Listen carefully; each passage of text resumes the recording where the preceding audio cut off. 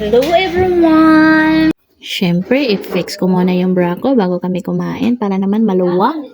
Ay, shoutout naman po ako sa seller nito. Bakit ang higpit? Hindi na namin ma-open. Ay, itatry ko sana yung ngipin ko pero... natanggal. Excited na po kaming lahat kumain, pati na yung baby ko. Ay, salamat naman sa nagbigay. Nakakain naman po ang mga patay gutom. Charis! Kung di nyo po kami nilibre, hindi po kami nakakain ito ngayon.